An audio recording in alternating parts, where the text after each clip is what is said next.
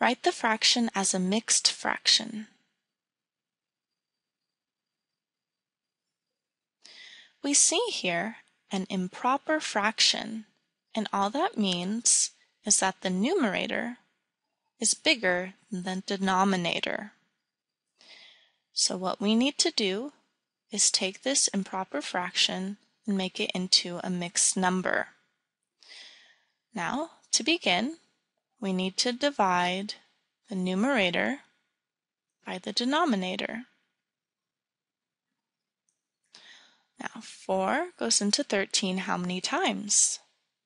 Yes, 3 times, because 3 times 4 is 12, and that's as big as we can get.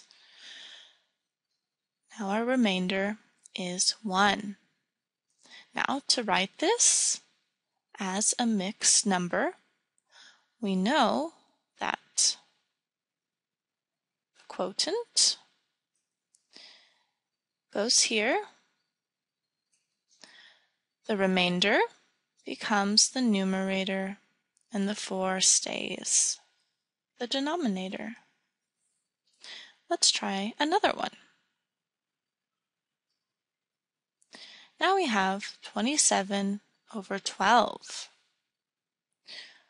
Now we need to divide, right? If you remember from the last one, the numerator by the denominator.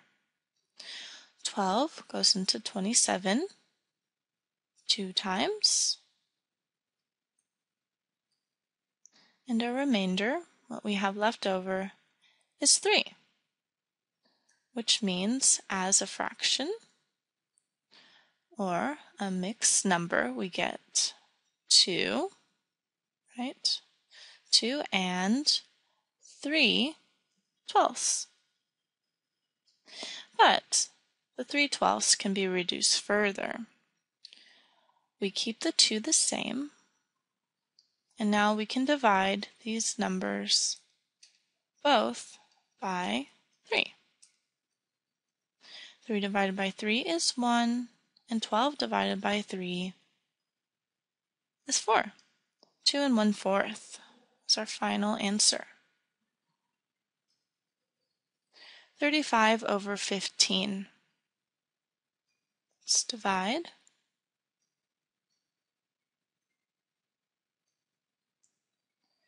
Now 15 goes into 35 2 times.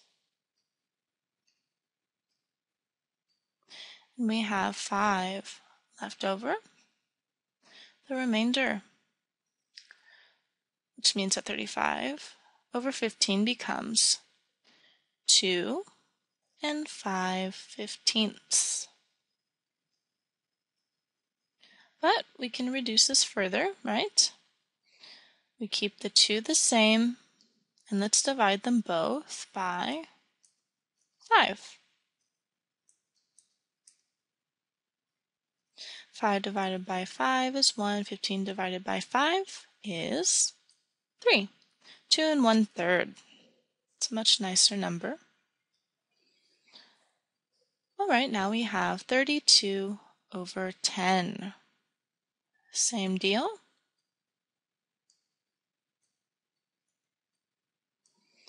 Now 10 goes into 32 3 times. And we have 2 left over, remainder of 2, which makes this fraction become 3 2/10. But again, this, we can reduce it more.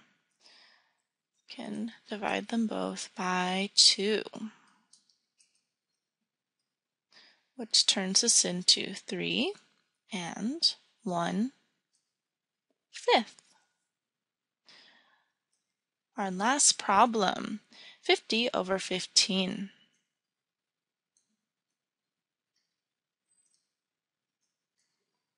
All right, I think you know by now how to do this.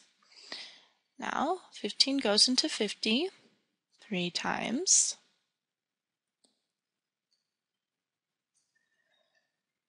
And we have a remainder of 5, which makes our mixed number 3 5 15ths.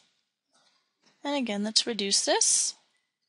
Divide them both by 5, right?